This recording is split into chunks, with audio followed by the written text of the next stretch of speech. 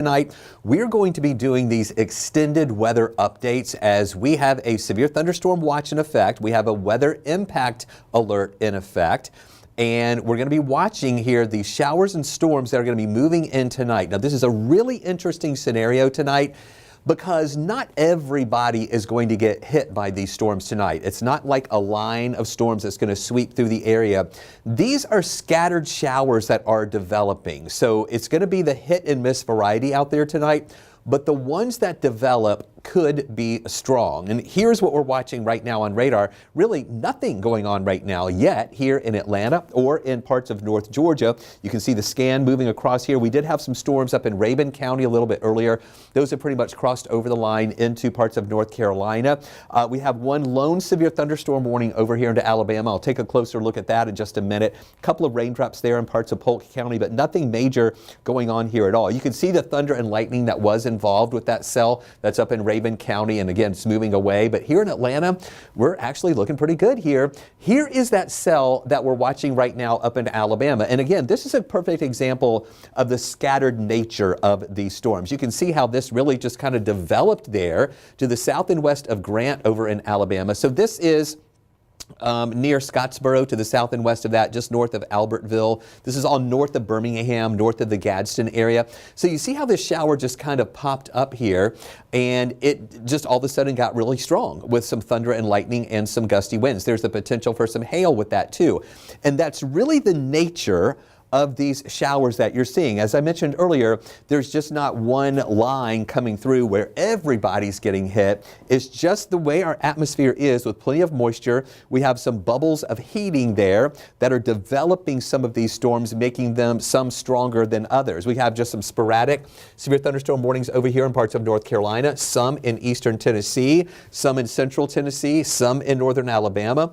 And then also look at the other yellow boxes that we have here. That's where we have severe thunderstorm watches in effect, and much of North Georgia is included in a severe thunderstorm watch, although it does not include Atlanta proper. And I'll show you those counties here coming up in just a little bit. But you can see here, zooming in, again, nothing happening here in North Georgia yet. There's that cell that propped a severe thunderstorm warning. This one, we had a couple earlier over in western parts of Alabama. This one here in western Alabama is severe. This one had been severe, but it's no longer severe anymore. So that's just the spotty nature. There's another one right there in far northwest Georgia, a severe thunderstorm warning that has been developing there too. So that is just the scattered nature of these showers and storms. So I want you to know, not everybody's going to get hit by these. In fact, some of you will make it through the night thinking, where are all the storms that they were talking about? Because you may just be in an area that doesn't get one, whereas somebody down the road or a couple of blocks away or a county or so over could be getting hit hard by some of these scattered storms.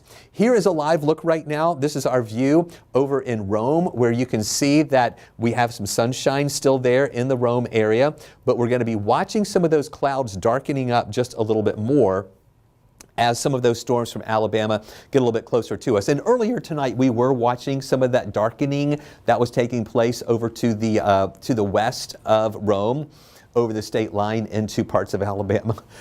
But right now, we've got the sun breaking through some of those clouds around, and to the distance, you can see maybe just a little bit more of the darker clouds too. But really here in Atlanta, we're fine. And we're going to be fine for a while. It's just going to be during the evening, we're going to see some of these showers and storms bubbling up, and those chances are going to be later during the evening hours. This is, again, our view from Decatur looking toward the city of Atlanta, where we have sunshine, mainly clear skies out there right now. Here is a look at that severe thunderstorm watch. This is going to be in effect until midnight tonight, and it does not include Atlanta. But as we zoom in a little bit tighter, you can see here that it does include some North Metro counties, like parts of Cherokee County, Forsyth County, Hall County, Banks County, over to Franklin County. So that line to the north, as well as Cherokee County, Bartow County, and Floyd County. That line to the north there in northwest Georgia. All of these counties in North Georgia, that's where we have this severe thunderstorm watch in effect until midnight. It's going to be in these areas where the conditions are a little more likely, and the ingredients may be there for some of those scattered storms to turn severe. As I mentioned, right now, Atlanta is not included in this watch, but we'll wait and see if the National Weather Service and Storm Prediction Center decide to extend that down into our area, or if those storms are just going to stay to the north of us. Now, what we do have is the level 2 risk. That does include Atlanta and even areas down to the south of us too. The level 2 risk means that conditions are likely for us to have maybe a few more of these scattered showers and storms that could turn severe. The level 1 risk is down to the south of us, mainly South Metro, Macon, down into parts of central Georgia. And then there's also another level 2 risk along the Georgia coast there with some sea breeze that's coming in there causing some storms that could develop. And this level 2 risk extends into South Carolina, North Carolina, and into parts of Tennessee too. So that's why we're watching these storms very closely, again, because some of those could turn severe. These are the main threats that we're going to be watching. Not everybody is going to get heavy rain, but in those storms that develop, they could have some clusters of heavy rain in association with them. Also, not everybody's going to have the strong winds, but those storms that develop could have some strong or damaging winds with them. The tornado risk is very low. Also, when some of those storms develop, the hail risk is a little bit higher with the way that these storms are setting up and getting plenty of lift, cooling aloft there, which would freeze some of those raindrops into hailstones. They may drop and get another updraft and grow a little bit bigger and then finally make it down to the ground.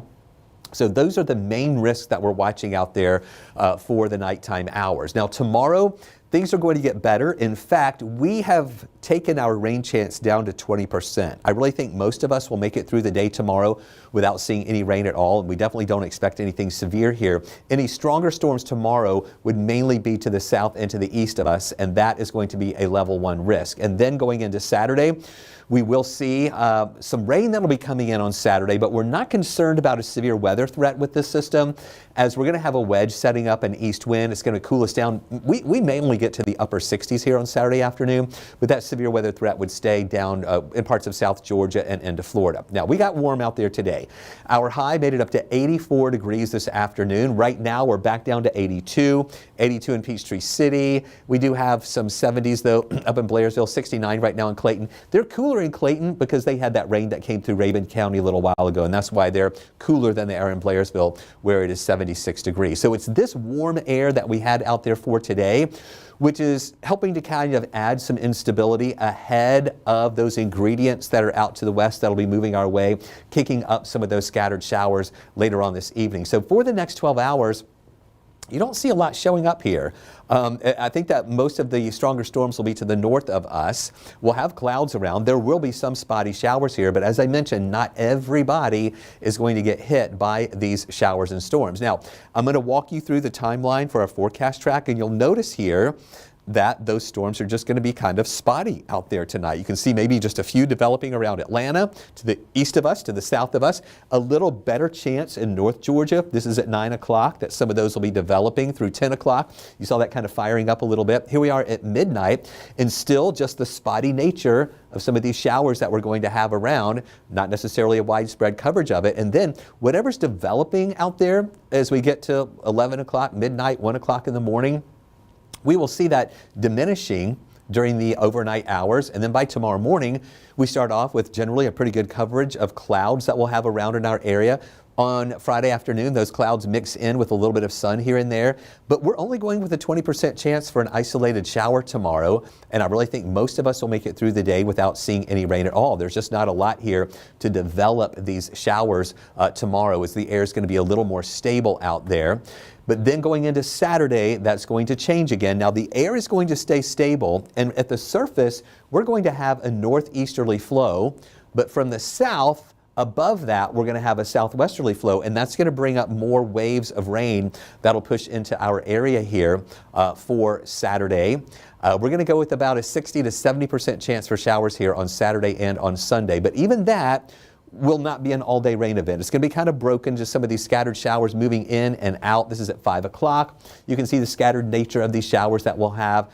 Nothing particularly heavy. And again, we don't expect anything severe out of that, as our air is going to be a little more stable. And then going into Mother's Day, again, more of these waves will be moving in. We expect it to stay cool on Mother's Day with highs in the upper 60s, once again to near 70 degrees in some spots. But this is Sunday morning. Pretty good coverage of these showers around, some with some moderate to heavy rain possible at times. And then going into Sunday evening, we will see again these scattered showers here with us, moderate to maybe pockets of heavy rain for the late afternoon to early evening here on Sunday.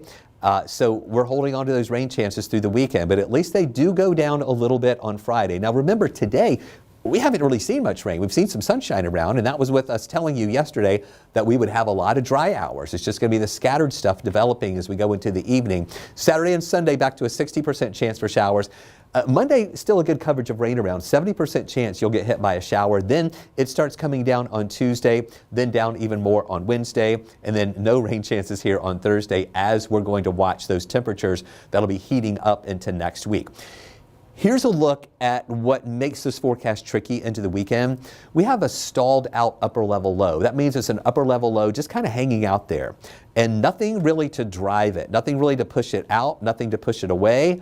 It's just kind of stalled there. So the flow around that continues to pick up a lot of that moisture, and that's going to keep spreading it our way as we go through the next couple of days here for the weekend. Now on Friday, again, we're thinking the rain chances will be lower, but then look at this unsettled pattern sticks with us with just these rounds of showers still because of that low out to the west and the flow around it, picking up more of that moisture and spreading it our way for Saturday as well as on Sunday, and that leads into Monday too, and at times we can see those pockets of heavy rain that'll be pushing in too. The models still are not in agreement. They're having a hard time with the spotty nature of some of these showers and storms, but we do know that there should be at least some pretty good rain amounts coming in. The American model going with about 2 inches of rain here in Atlanta, maybe some higher amounts on the east side. The European model is saying 3.5 inches of rain in Atlanta with higher amounts on the east side, but it's saying they may see 5+ inches of rain in Covington and Athens, maybe close to 5 in Thomaston. So as you're looking at these numbers and as we look at these models, and I don't want you to look at this and say, oh my gosh, we're going to get 3.5 or maybe 5 inches of rain. No, we just use the models as guidance. Just because the models say this, that doesn't mean that that's exactly going to happen. We look at these models, we start looking for trends in them. We've seen the American model earlier was going way high. They've come down. The European model earlier was saying not a lot of rain. Now that's going back up. And now they're kind of flip-flopping a little bit. So we just go with watching for trends here to help us determine how much rain that we may actually see here in our area. We're going to be watching these temperatures fluctuating a little bit. We do think we'll get up to the lower 80s here for tomorrow, the mixture of sunshine and clouds, just that 20% chance for a shower. And then Saturday and Sunday, highs in the 60s. That's thanks to that east wind, that wedge that'll be developing here with rain coming into that. We do think that'll keep us right at 70 or just a little bit below. Monday, we're back to 70, and then Tuesday, as the rain chances come down a little bit more, we'll be at 75 degrees. Then we're going to see much warmer air pushing in going into Thursday. We're talking about highs next Thursday around 87 degrees. So here's the European model. Now, this model is trying to push a lot of the rain on Saturday more to the south. Now, it's now trying to edge that more back into our area for Saturday, as well as on Sunday, where we're going to see more of that rain that's going to be pushing in here, sticking with us on Monday.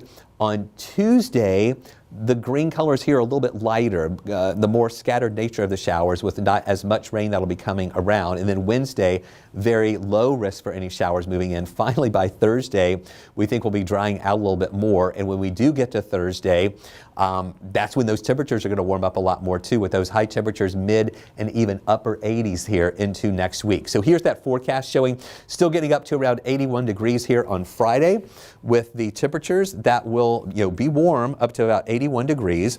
And then through the period on Saturday and Sunday, both days, about a 60% chance for some showers here for the weekend. And look at those high temperatures, only up into the upper 60s here both days for the weekend. Then as we go into Monday, still holding on to a really high chance for showers, we'll reintroduce the potential for some thunder and lightning with that on your Monday with highs around 70.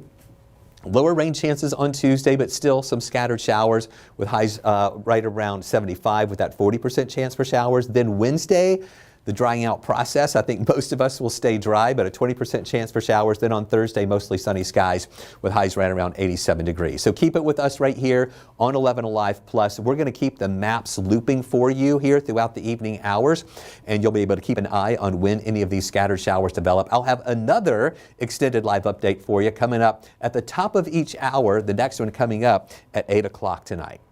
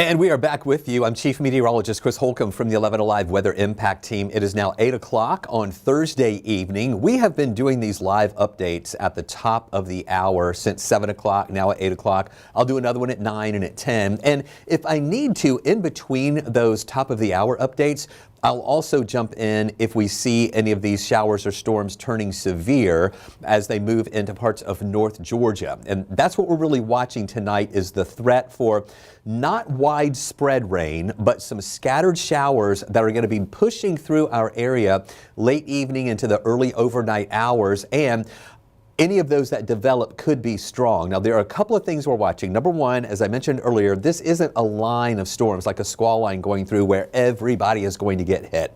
These are mainly scattered showers and storms.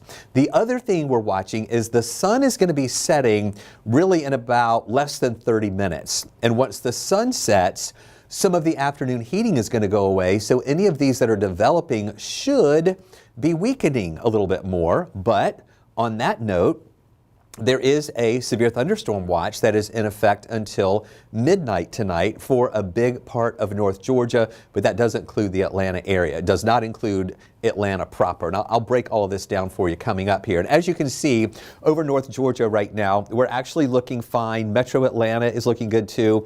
We don't have any rain here in our area right now, but we are watching some of these showers in Alabama. Notice here from Coleman, Alabama, over toward Albertville and into Fort Payne, you have these showers here that actually look like they're firing up a little bit more. You'll notice that they were just developing here, and now we're seeing a lot more thunder and lightning with those around Fort Payne. Here is Rome right here. So these showers are just over the state line into Alabama, and they're, again, it's not like a line, it's just a couple of isolated cells there that are pretty strong.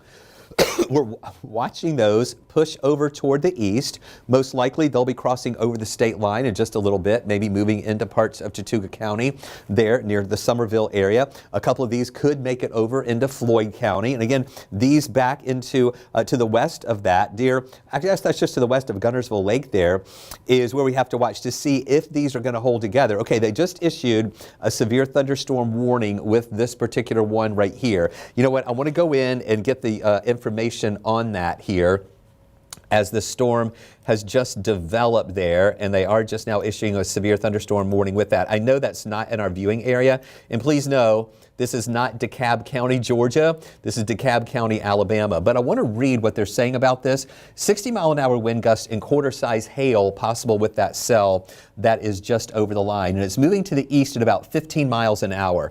And that is the information that I wanted on that it's moving to the east at 15 miles an hour.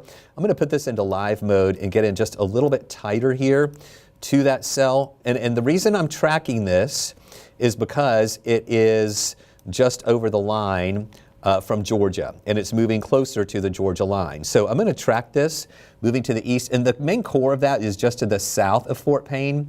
So this extends out to 15 miles an hour.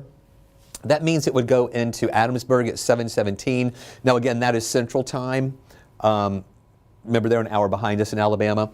Grover would be at about 8:53 our time, and then maybe closer to 9 o'clock getting into Alpine, which is right over here just over the Georgia line. So it's a slow moving system, not moving that quickly, but we're going to be watching to see if this holds together and whether or not our National Weather Service here in Peachtree City would issue a warning for folks over into Chattooga County. So we're going to be watching that very closely. Again, here's Rome, Armurchie here in parts of Floyd County.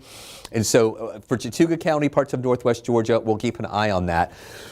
But the main threats we're watching with that, 60-mile-an-hour winds and quarter-size hail. In fact, let me put the hail on there and we'll see. Well, our hail detector is not really picking that up right now.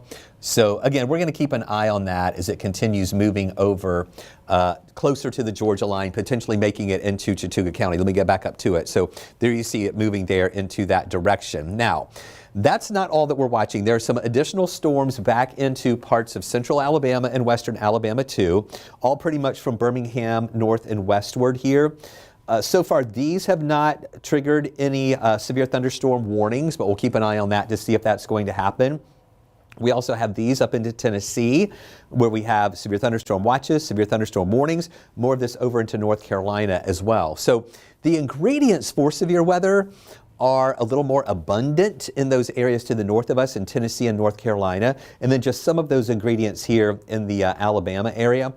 So a lot to watch with this, but what I want you to see, and in fact, I'm going to take the severe thunderstorm watches off for a moment. Okay, because I know that there was a lot of yellow on there and a lot of jagged lines and everything.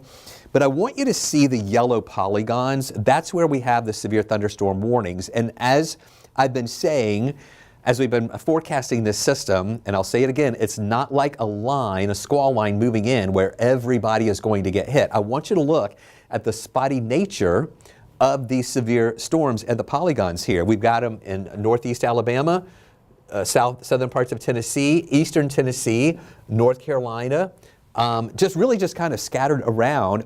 And so as this system kind of pushes through our area, and really the higher risk is going to be over parts of North Georgia to see some of these stronger storms, it's just going to be spotty. Some of us will get through the night tonight without any rain at all right? Not everybody's going to get it. Others will get, if they're under one of those clusters of heavy rain, they will get a lot of rain that'll be moving in. So that's just kind of what we're keeping an eye on as we're watching this system. I'll put the severe thunderstorm watch back on, and I'll detail this one over North Georgia a little bit more here in just a little bit. But still concentrating on this in Alabama, this all has to kind of sweep into our direction and move into our area. That's just that more unstable parcel of air there in Alabama that's going to keep moving our way. But by the time it gets here, as I mentioned just a moment ago, the sun's going to be setting. We're going to lose some of the heating of the day. I'm just going to make sure. Okay, nothing new is coming in. There's a new severe thunderstorm warning, but it's in Toombs County, Georgia. In fact, I'll show you where that is. That's well down to the south here. South of I-16, not too far off. It's near Vidalia, right down here. That's the only severe thunderstorm warning we have in our area right now, and it's really not in our area. It's well down to the south of Macon, a little bit closer to the Savannah area. But again, this is what we're watching with those storms, and we're just going to watch what happens with these.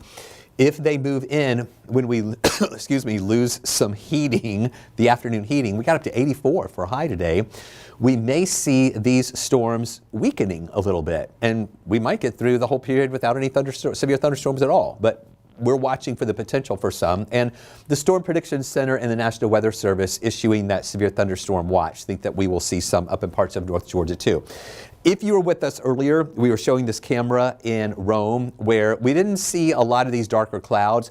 Now we're beginning to see some of those darker clouds. And remember, we're looking here over toward the west and just over the state line into Alabama is where we're seeing some of those stronger storms. So that's kind of what we're watching there in the Rome area. And then here is a beautiful view. This is a look at our camera in Decatur as we are looking toward the west, where you can see the sun setting there. Oh, I'm sorry, in the Decatur area. Go back to this one. You can see the sun setting there in the Decatur area, and that's mixing in with a few of those clouds there over to the west. But it is a beautiful night out there. We are dry right now, and we're just going to be watching some of those storms that'll be pushing into our area a little bit later. And again, not everybody's going to get them, all right? So that's just what I want to stress here, because I know that there are going to be some people who say, I thought y'all said we were going to get storms. I didn't get anything at my house. Well, some of you won't get anything. Some of you will get a lot, just depending on where those storms kind of set up tonight. Now, in Atlanta, we're not in the severe thunderstorm watch. It does include, though, some north metro counties. This is mainly for North Georgia, north of Athens,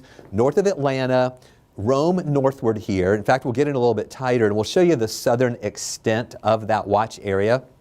Floyd County, that's where Rome is. Bartow County, where Cartersville is. There's Cherokee County. We have Forsyth County, Hall County, Banks County, also over toward Habersham County, and going over toward Hart County, Stevens County, over there near Lake Hartwell. That line to the north, including all of these North Georgia counties, that's where the atmospheric conditions are a little more favorable, that we could see some of those stronger severe thunderstorms that'll be developing out there tonight. Now, the level 2 risk does include that same area where we have this severe thunderstorm watch, but it also extends even a little bit more down to the south. I'm going to be interested to see as we get closer to the 9 o'clock hour the Storm Prediction Center might refine this risk area a little bit more. So watch our next update coming up at the top of the hour to see if that changes any. But we are in a level 2 of 5 risk for North Georgia, for Atlanta, for areas just down to the south, and then below that, down in central Georgia, that's where we have a level 1 risk for some severe storms, meaning the conditions are a little bit lower to the south, a little bit higher here to the north, where we could see a few more of those scattered thunderstorms that could turn severe. If any of those develop, and again, not everybody's going to be seeing these conditions here, but in some of those individual cells, please excuse me, my allergies are still kind of kicking up there. We will have the potential for a moderate risk for some pockets of heavy rain, moderate risk for some strong winds. The tornado risk is on the low end. We've not seen any tornado warnings out of this system, but if you'll recall last week, we did see some rotation in some of these storms too, so it could happen, but the tornado risk is low. And then the hail risk, with the way this system is setting up, that's a little bit higher for these storms as they develop here and push through during the nighttime hours. And then for your Friday, our rain chances are going to go down. We're going to go with a really less than a 20% chance for a shower here on Friday. I really think most of any showers that develop will be to the south and east of us, where there's a level 1 risk that a couple of those could turn severe. And then on Saturday, we're going to have more rain moving in, but we're not worried about a severe weather threat. That would stay well down to the south, as we're going to see a better coverage of those showers around on Saturday as well as into Sunday. And it's going to be a lot cooler for the weekend too, with temperatures that are going to be there in the 60s. 81 is our temperature now. We got up to 84 today. We've got 81 still over in Covington, some mid to upper 70s to the south of us, low to mid 70s on the north side. So when the sun goes down, we'll see these temperatures cooling just a little bit more, going back down into those 60s. And then once that happens, we'll lose some of the instability, and that might bring down the severity or the strength of some of these storms that'll be developing out there as those temperatures by morning get down to around 61 degrees. So the forecast track isn't really showing a widespread coverage of showers and storms tonight. You can see going through 9 o'clock, 10 and 11, maybe some of that firing up a little bit more in far north Georgia, and midnight, still maybe on the east side, some of these that might be firing up a little bit more in Alabama. But then watch after midnight how a lot of these fall apart too. And then tomorrow, we're going to be dealing with mainly clouds, a little bit of sunshine breaking through here and there, but holding off on any of those rain chances, only at about 20% here. But then it's not over. On Saturday, we have an east wind that's developing here at the surface, and that's going to cool us off. We're only going to see high temperatures Saturday and Sunday in the lower 60s. And then from the south and west in the upper levels, we're going to see this moisture coming in, riding up and over that wedge of cooler air. And that's going to give us a few more showers around. This is at noontime on Saturday, just kind of scattered, maybe a little better coverage of that going into the afternoon. But it'll be off and on during the day on Saturday. And then going into Mother's Day, better coverage of rain early in the morning, and still some scattered showers that'll be with us off and on during the day here on Sunday for your Mother's Day. So the rain chances a little lower Friday at 20%, then back up to 60% Sunday, 70% chance for rain Monday, then back down to 40% chance on Tuesday. We will be drying out, we think, once we get into next week. So what's happening is we've got this stalled out upper level low to the south and west of us, meaning that it's kind of stalled, it's cut off, it's not getting any type of push either toward us or away from us. And so the flow around that is just going to keep feeding up a lot of that moisture, sending us those waves of rain with that unsettled pattern that'll give us those rounds of rain that could be heavy at times, with some impressive rainfall amounts at times continuing through the next few days. So here's the 7-day forecast, where we see that lower rain chance here on Friday at a 20% chance for showers. And then we will see on Saturday and Sunday a higher rain chance at about 60% with that cooler air around.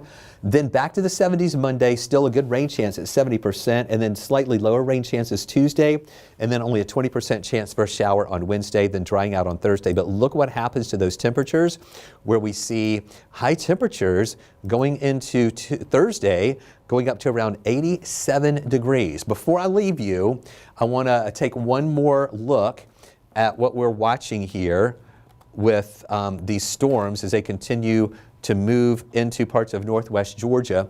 And here again is this one warning that we have, that it looks like they did issue another one. It is not extending. Actually, it's two separate cells here. This one in Collinsville, this one around Fort Payne. This one could move into Chattooga County in just a little bit, and if so, we'll let you know if our National Weather Service decides to issue a severe thunderstorm warning for them. So keep it with us right here on 11 Alive Plus for continuing updates. Our next live update at 9 o'clock.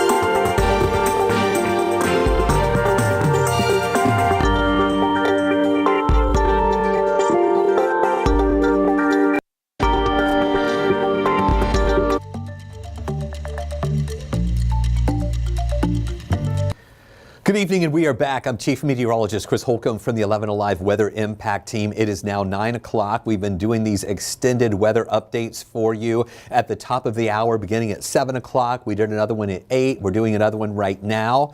And we're watching the potential that we have for some strong thunderstorms to move through our area. And as of right now, some of those are knocking on the door in parts of northwest Georgia. But the trend of these showers and storms as they're leaving Alabama are that they are weakening a little bit moving in. Now, that doesn't mean to let your guard down yet, because we could still see more of these showers and storms developing here during the evening hours. But one thing in our favor is that the sun has gone down. We're losing some of that afternoon heating that we had today when our high temperature made it up to 84 degrees this afternoon.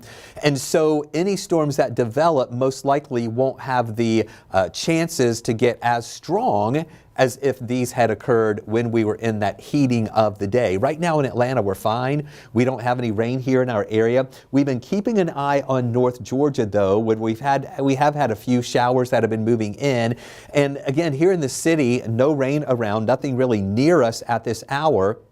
But this is what we're watching in parts of northwest Georgia. Let me drive this over here for you a little bit before we concentrate on that in Alabama.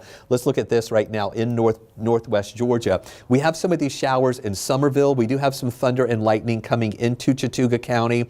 Over the state line over at Fort Payne, Alabama, we did have a couple of severe thunderstorm warnings that were in effect there.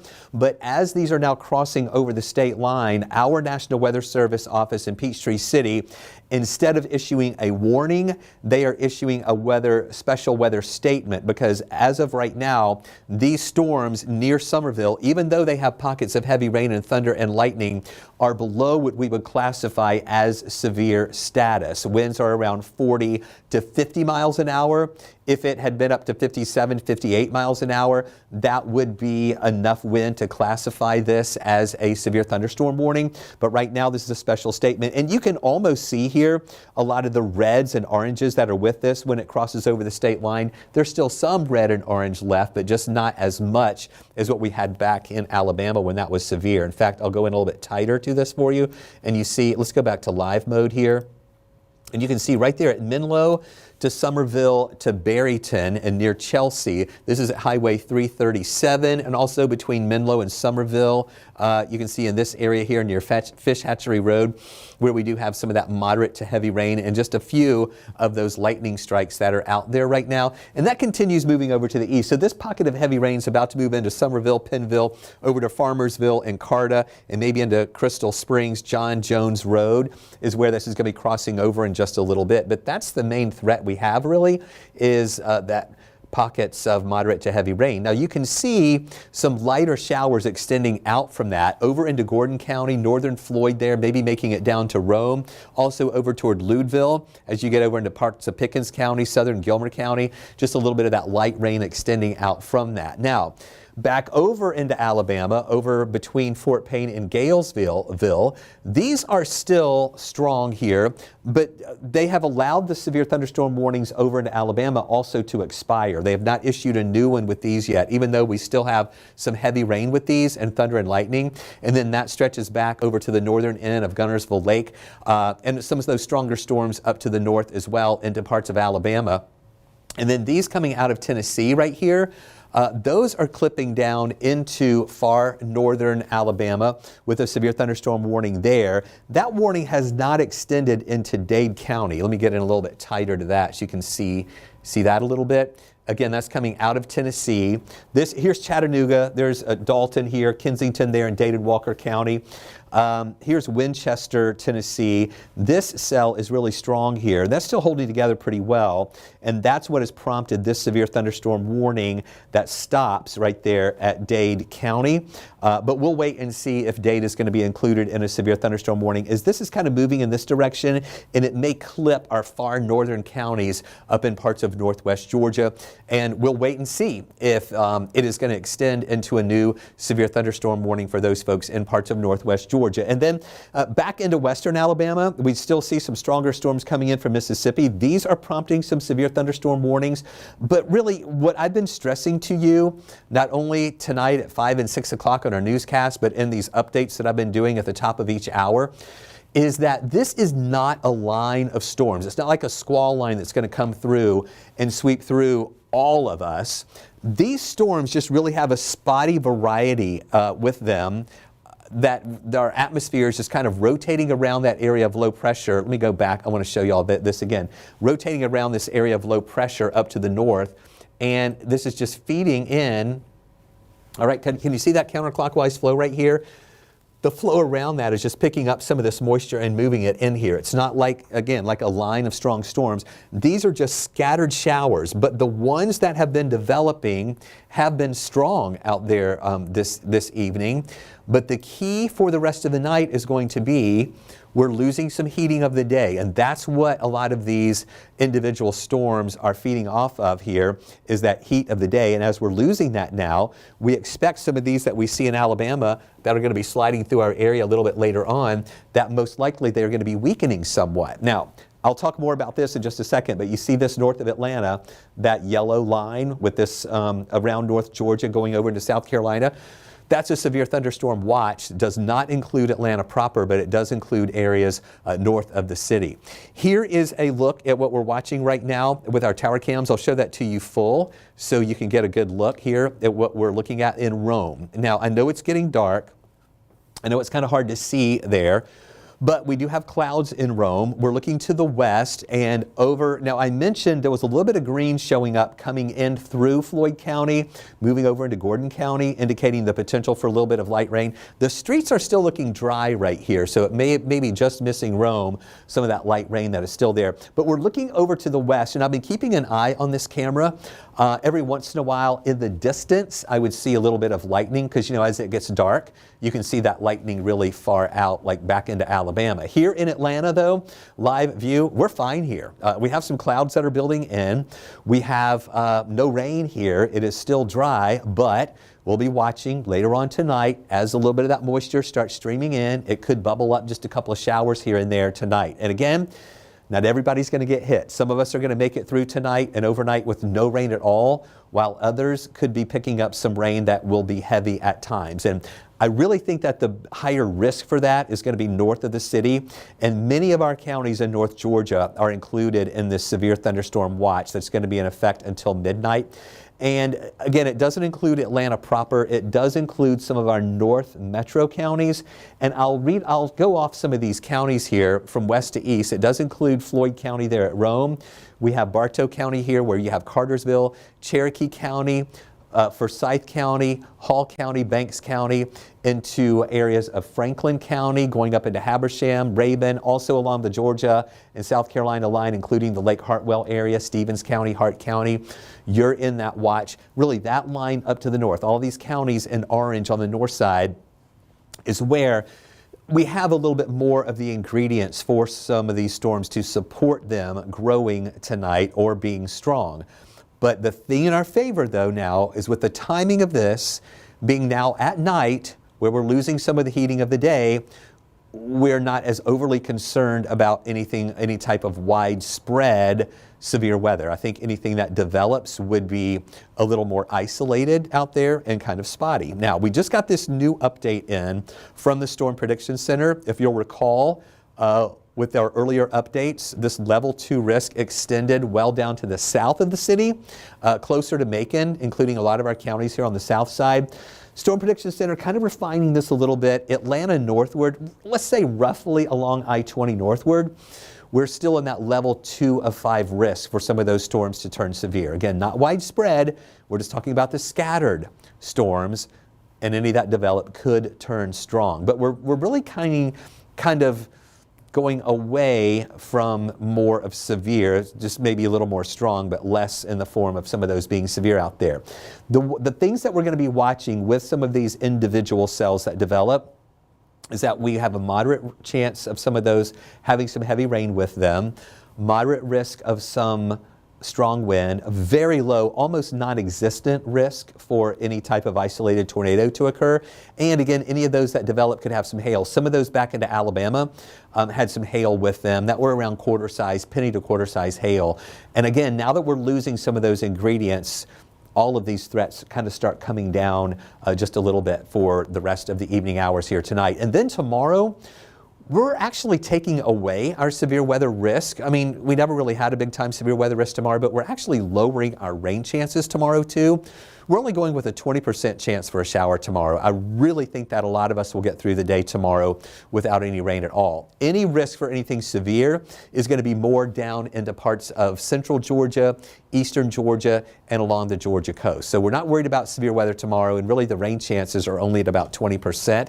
And there's that level 1 risk that's down to the south and east of us. And then going into Saturday, rain chances go up, but the severe weather risk goes down. That's mainly into South Georgia and pushing down into Florida.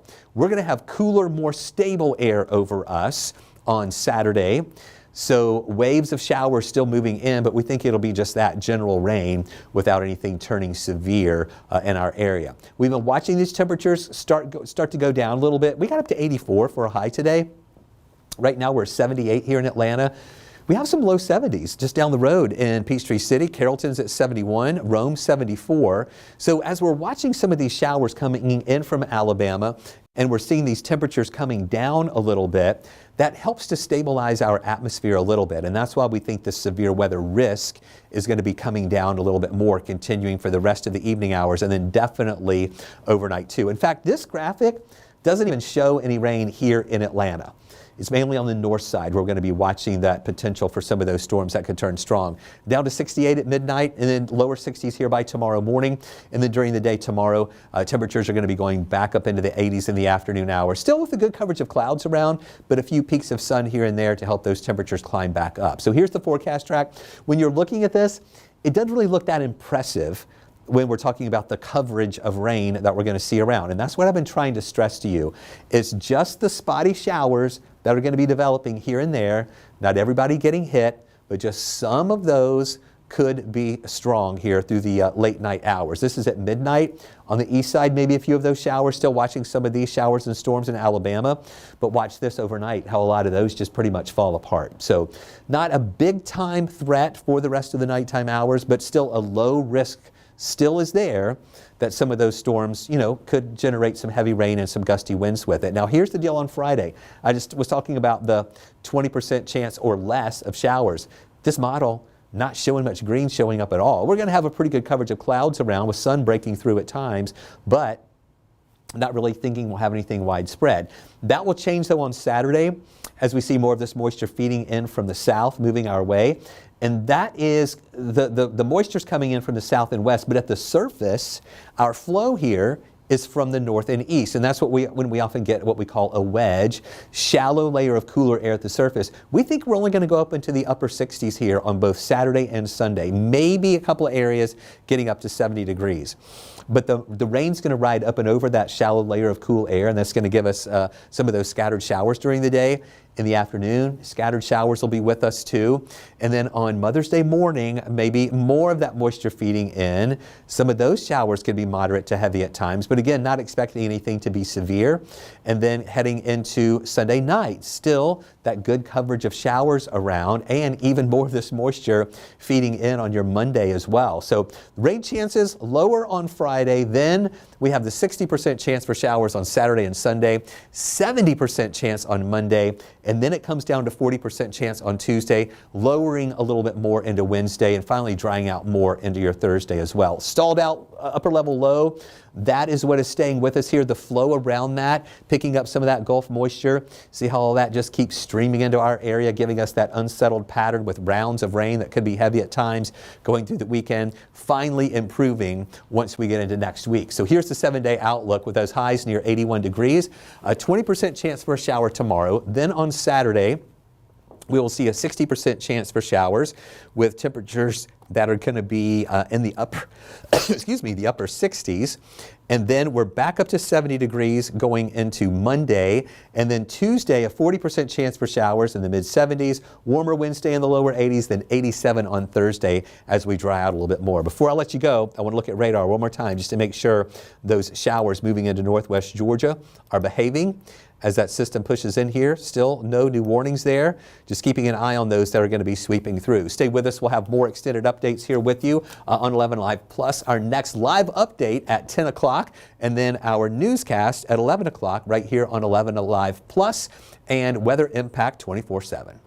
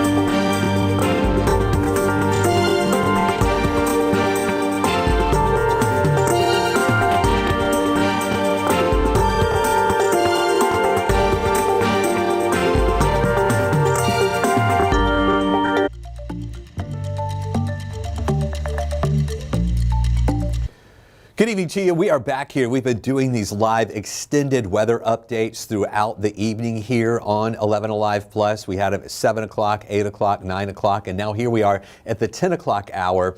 And now is the time when things are kind of getting a little more active, especially in parts of northwest Georgia. We do have we have one severe thunderstorm warning in effect that does impact a couple of counties up in Dade and Walker County. That's legally in the Chattanooga viewing area, but it is northwest Georgia. I'm going to show that to you coming up in just a little bit, and we'll look a little bit more at that. We also have a really good cell coming in from Alabama in parts of Chattooga County, moving into Floyd County near Rome. I'm going to take a closer look at that too. But first off, look at Atlanta. We don't really have any rain going on here. We're just seeing a few of those clouds increasing now in the metro area, blocking out the moon and stars a little bit more, but these clouds are not producing any rain yet. Let's go up first there to Dade and Walker County. This is where we have that severe thunderstorm warning, really for the northern parts of those counties. There you see Chattanooga right there. It's in Chattanooga and coming down into northwest Georgia where we see this severe thunderstorm that's moving in. That is what is prompting that warning, as well as this cell back in northeastern parts of Alabama. It just went through Scottsboro, Alabama, continuing to move up in this direction. That would clip parts of Dade County as well. So really two areas that we're watching for far northwest Georgia. This is a severe thunderstorm warning for Dade and Walker County. It's going to be in effect until 10:30 tonight with those two cells that are going to be moving through those counties in just a bit. Now this is the one I really want you to see, and I want to take a little bit more time looking at this one in far northwest Georgia. Let me get everything here a little bit closer so I can drive this radar a little bit better here. Where we have, and I just dropped something, let me grab that. Sorry about that. This is what we're watching now coming into parts of Floyd County. We've got a good bit of lightning in association with this right now. A couple of areas. This is the main one right here. And let me take the lightning off quickly and I'll put it back on there because we're going to do a lightning count here in just a second. But look at this core of these storms here with some really heavy rain coming out of Cedar Bluff, Alabama, moving into western Floyd in the southern parts of Chattooga County.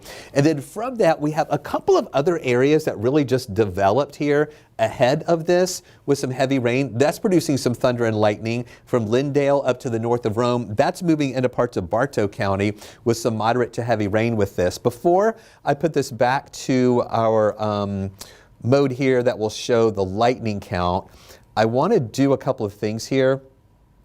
I'm going to put this into live mode, and I want to take a look at our hail to see if there is any hail with that, because I was looking, no, not really that much there. I was looking at some good hail cores back into Alabama a little bit earlier, and this is really hard to see, but you see that gray right there near Cedar Bluff? That's some small hail, a little bit of small hail, and that little bit of gray right there. And then also this to the east of Lindale, we've got a little bit of hail with that. That would most likely be some maybe pea-sized hail in association with that as the system continues to move on over to the east. So here again is a look at that, and we do have some lightning with it. Most of this lightning is over near Galesville, that main area of that lightning that we have. We've got about 39 lightning strikes in the past 15 minutes.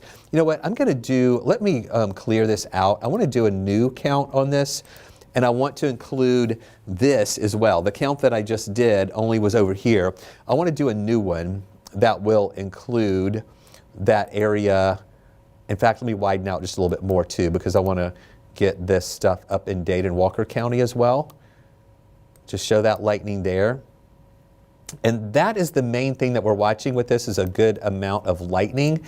The hail is kind of small. National Weather Service, so they've got 67 lightning strikes. So earlier it was about 40 with just this, but now including this and also this, there's about 67 lightning strikes in a 15-minute period. We did see a big hail core with it back in Alabama. Now we're not really seeing as much hail with it. So we're going to watch the winds with this coming in, I would think. So the National Weather Service they did issue not a warning, but a special statement saying winds up in parts of Floyd and Chattooga County are around between 40 and 50 miles an hour. And that is just below what we would classify as a severe storm. So just be aware there in northwest Georgia. You're going to be hearing thunder, seeing some lightning, have some gusty winds with that. And that's all kind of moving in there to northwest Georgia. Back into Alabama, these other cells that we were watching earlier are starting to fall apart a little bit more. We still have these west of Birmingham, but they're actually showing signs of weakening. And that's just all part of this system here where every time I've done one of these updates, I've been reminding you that this isn't a squall line moving through where everybody's going to get hit with rain. And I feel like we've been pretty clear about that really earlier today and through the day yesterday too, that these are just scattered showers, that not everybody is going to get hit. They're the hit and miss variety, but the ones that do develop could still be strong. And that's what we're seeing coming in near the Rome area right now and into parts of Dade and Walker County there and parts of northwest Georgia. And it's just all part of this system here where there's no rhyme or reason about where these showers and storms are popping up. They are just general showers and thunder showers, and some of these turn severe just kind of sporadically. I want to take off the watches for you just so you can see the warnings. And we don't have as many warnings now. Earlier, we had warnings scattered from North Alabama through parts of Tennessee, eastern Tennessee, and into North Carolina.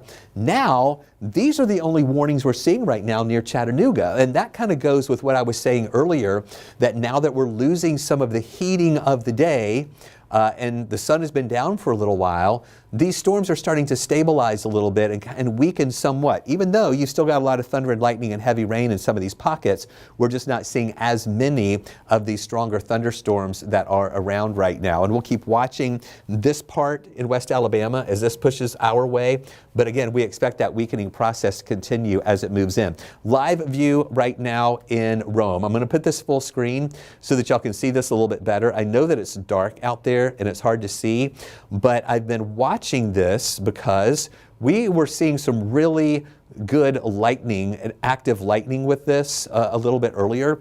It looks like it is settling down just a little bit, but there in the distance we could see some really good lightning strikes. There we go. There's one right there. Excuse me. Earlier, this was a little more active here, where we were seeing a lot more of those flashes, and now we just see a few of those here and there. There you just saw another one. So I'm not saying it was constant earlier, but it was just a little more active than it is right now. And we just see a few of these lightning strikes that are still out there now in the Rome area. Although Rome's not getting hit by the rain yet, I do think they'll see some rain coming in there. But there's another look. I'll step out here and let's just kind of look at this a little bit more here as we're looking toward that clock tower. And just every once in a while, we see some of that lightning, some of those flashes there in the distance as that system is pulling in a little bit closer there to the Rome area. There's a few more of those lightning strikes coming in right now. We still have this severe thunderstorm watch in effect for areas of North Georgia until midnight. It'll be interesting to see. I think they will hold on to this until midnight and to see how this stuff that's over in West Georgia is as it moves over to the east. If those storms fall apart, they may take some counties away or in this before the expiration time, or they could just go ahead and hold on to this until midnight. Atlanta is not included in this watch, but it is including some North Metro counties. And it goes from Rome. I'll just kind of point out some of the southernmost counties here. Rome, Floyd County, Bartow County, also Cherokee County, Forsyth County, Hall County, Banks County, into areas of Franklin County, over also around Georgia and the South Carolina line around Lake Hartwell, Stevens County, Hart County in that. And that line up to the north, that's where we have this severe thunderstorm warning, or no, I'm sorry, severe thunderstorm watch that is in effect until midnight. And again, after midnight, we think there'll be more stabilization of our atmosphere as we see more of the cooling around. We have seen a slight improvement in that level 2 risk. Earlier today, if you were watching us, that level 2 risk went down south of Atlanta, almost down to Pike and Lamar County and Butts County. It was just really just including Henry County, Coweta, Fayette. Now that has moved up to the north a little bit. I don't think we'll see much activity at all on the south side developing that could be severe. And even on the north side, I think that these showers are going to weaken a little bit more as they keep moving in, as our atmosphere is becoming a little more stable. But in some of those storms, there's the potential of seeing some heavy rain with them, like what they're seeing in parts of western Floyd County right now. I mean, I know it's a small area of rain, but it's still some heavy rain coming down. It could have some strong winds with it. So far, the winds that we've been seeing there are 40 to 50 mile an hour winds. and then a low risk for a tornado, and then moderate risk that some of those could have some hail. We have seen some hail with some of these. Right now, not as much hail with those as they continue to move over to the east. Now tomorrow, our rain chance is going to go down significantly. We're going to have about a 20% chance for a shower here tomorrow. A low risk, a level 1 of 5 risk in parts of central Georgia and east Georgia of a few isolated storms, but I don't think it's going to be anything really widespread out there during the day tomorrow. But most of us tomorrow are going to have an opportunity to dry out a little bit. And then going into Saturday, our rain chances are going to go up. We're going to see a better chance for rain, but the severe weather risk is going to go down. I'm not concerned about a severe weather risk here for your Saturday. That would be mainly down in South Georgia and down into the Florida Peninsula there. We're going to have cooler, more stable air here on both Saturday and Sunday. Temperatures are only going to be in the upper 60s to around 70 degrees, so not a big-time severe weather threat here with those cooler temperatures like that and more stable air. Temperatures continued to come down a little bit. We got up to 84 for a high today. We're at 76 now. We've got 60s in Peachtree City and Carrollton now, more 70s in West Georgia, and that's where that rain is moving in right now. And again, as we see additional cooling going down to 67 at 1 o'clock, we think that those storms will continue to weaken a little bit more. So the severe weather threat still exists, but it is low, and we're not overly concerned about a big-time weather maker out there tonight. So here's what we're watching for the rest of the nighttime hours. Just a few of those scattered showers around out there, and you see how a lot of that falls apart as it moves after the midnight hour and toward tomorrow morning with that more stable air around. We will have some clouds to start the day tomorrow. I don't expect any rain. And then look through the day tomorrow. No green showing up here at all. And we're going with just a 20% or less chance for any rain to develop during the day tomorrow. But then that all changes going into Saturday. Look at this moisture feeding in from the south. As the moisture comes in from the south and west, at the surface, we have a northeasterly flow that is going to be cooler and also more stable. And this rain is going to ride up and over that shallow layer of cool air at the surface. We'll have some of those scattered showers for the day or morning hours at noon, still some of those around. And then into the afternoon, the scattered showers are going to be with us as well on Saturday. And then on Sunday, Mother's Day, even more of those showers feeding in, and this is for the morning hours here. On Sunday, we can have a couple moderate to heavy showers on Sunday morning. We don't think those would be severe, but just keeping us wet there. And then by lunchtime, if you're going to brunch or lunch with your mom after church or in the morning hours there, still dodging some of those showers, and those continue feeding in here into the afternoon too. So here's a look at the rain chances on the low end on Friday. And then Saturday, back up to 60%, both Saturday and Sunday, 70% chance on Monday, and then on Tuesday, back to a 40% chance for showers. And I do think we'll start drying out just a little bit more going into next week. We have this stalled out upper low down to the south and west of us, meaning it's not moving anywhere. It's kind of cut off. It doesn't get any push either toward us or away from us. It's just kind of sitting there, and it continues that flow around that low, which is picking up a lot of that moisture and feeding it into our area. So that's what we're going to deal with for the next few days. It's just going to be that unsettled pattern of rounds of showers, some of that heavy at times, and occasionally maybe kicking up a storm or two, even going into next week as well. Though the models are not in total agreement on how much rain we're going to get. The American model is showing about 2 inches of rain here. Europeans showing about 3.5 and even higher amounts over to the east of us. Remember, we just use these models as guidance. What I'm showing you here isn't a guarantee or a promise of how much rain we're going to get. This is just guidance, and we look for trends in those models. And they've really had a hard time agreeing here over the past few days as to how much rain we're going to get. So here's that 7-day forecast showing that 20% chance for a shower tomorrow. A quieter day here tomorrow. Now, I know most of today was actually quiet out there, but now we're just watching some of those showers and storms that are moving through. Then higher rain chances Saturday and Sunday with lower temperatures, actually, highs in the upper 60s. Back to 70 Monday, still a chance for some showers and a few storms there. Lower rain chances Tuesday, really low rain chances Wednesday as we get back up to 81, and then 87 degrees for a high temperature here on Thursday. Before I take you back here to our loops, I want to just check out again what we have going on with radar and those showers and a few of those storms up in parts of northwest Georgia. We still have that severe thunderstorm warning for Dade and Walker County there until 10:30. Looks like that's showing signs of weakening. Those storms don't look as impressive.